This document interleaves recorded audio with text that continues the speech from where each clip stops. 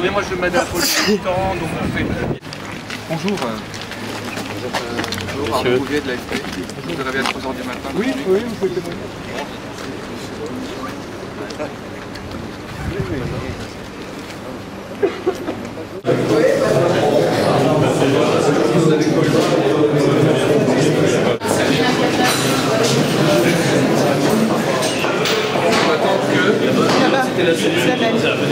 C'est laquelle? Vous attendez. Ouais, c'est bon.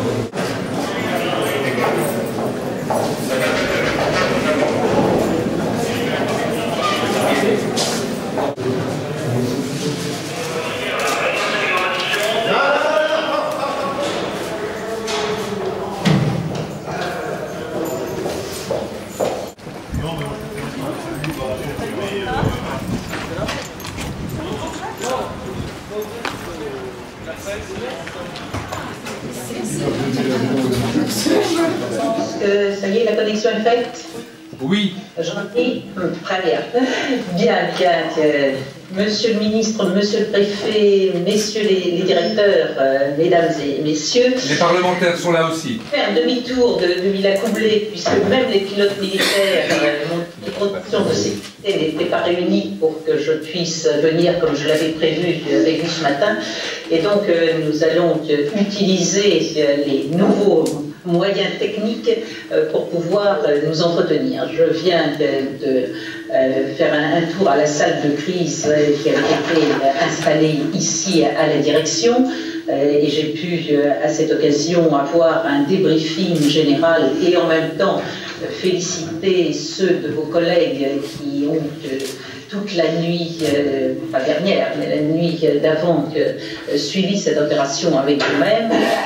Je veux également, en commençant, dire à chacune et chacun d'entre vous mes félicitations pour la façon exemplaire dont vous êtes comportés et qui a permis de terminer sans drame cette prise de...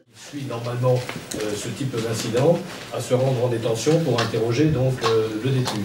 Et c'est à cette occasion qu'en se rendant dans la cellule, il a été pris en otage par les deux détenus qui s'y trouvaient, donc Dirosa et un autre détenu, El Hayat, qu'il avait déjà rencontré lors de son précédent établissement à Varennes-le-Grand. Donc cette prise d'otage s'est déroulée sur près de 18 heures, entre 17h15 et le lendemain 8h30.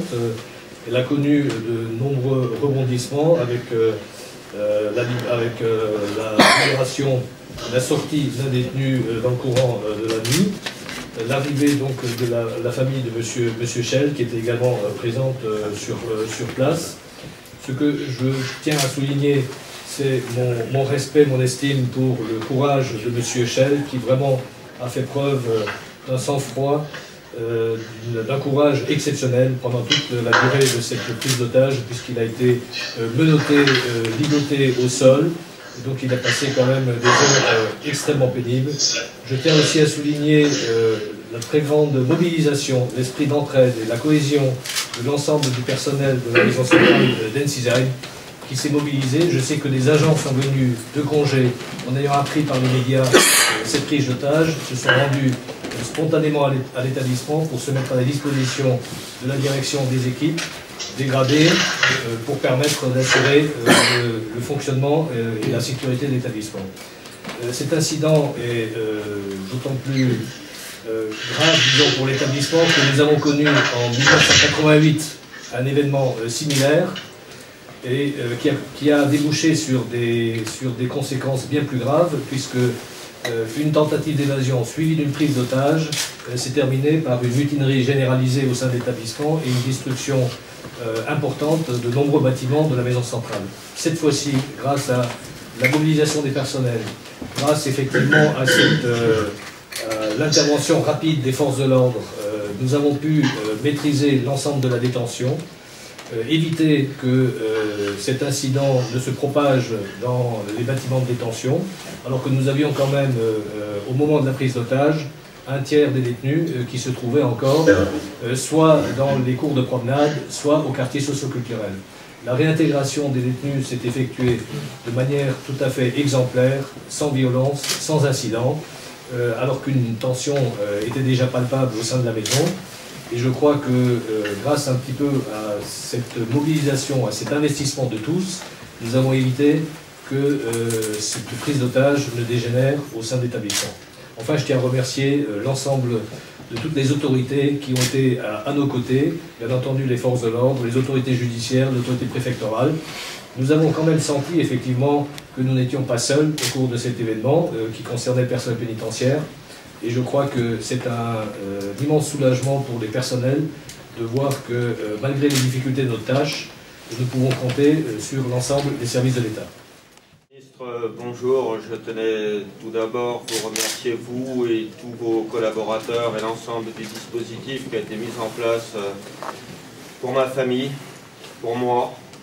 C'était très important pour tout le monde, même si moi-même dedans je ne savais pas ce qui avait été mis en place pour ma famille. Je ne souhaitais surtout pas que ma famille, enfin dans un premier temps, que ma famille soit au courant de l'événement pour les préserver. Sachez qu'on vit un éloignement géographique pour des raisons professionnelles, donc ma famille étant loin, je voulais les préserver. Et après, bon, hier matin, on m'a avisé de tout ce qui a été mis en place et je ne peux que vous remercier l'ensemble des personnes qui se sont occupées de ma famille. J'y attache énormément d'importance. Après, concernant la prise d'otage, le déroulement, j'ai eu un entretien tout à l'heure par rapport à ça. Ce qui est très important, c'est la réaction à l'intérieur. Je crois que je ne veux pas m'étaler ici devant les médias sur certains sujets, mais je crois que nous, au sein même de notre institution, on a des choses, on se doit d'apporter certaines choses par rapport au comportement et ainsi de suite, à la réaction. J'en ai discuté un petit peu, je préfère m'entretenir ailleurs et un petit peu plus tard par rapport à ça. Je suis encore un petit peu sur l'après-coup, mais bon, je pense qu'il faut qu'on apporte certaines choses au niveau de notre institution dans ce sens. Par rapport au GIGN, ce que je voudrais souligner, c'est que Sidi Rosa s'est rendu, c'est parce qu'il était fatigué, premièrement, mais parce qu'il a eu en face le GIGN. C'était l'élément déclencheur. C'est parce que avant, les négociateurs avant, pour lui, c'était des baltringues, excusez-moi le terme, mais c'est son terme, des baltringues, c'était des flics, c'était des personnes qui n'étaient pas dignes de confiance. Par contre, le GIGN, c'était la référence pour lui. Et c'est ce qui a fait déclencher, c'est ce qui l'a poussé à sortir. Bon, après, voilà, il y a eu d'autres éléments pendant à l'intérieur de la cellule entre nous deux, mais bon, si vous voulez, c'était la référence, c'était l'élément déclencheur. Voilà.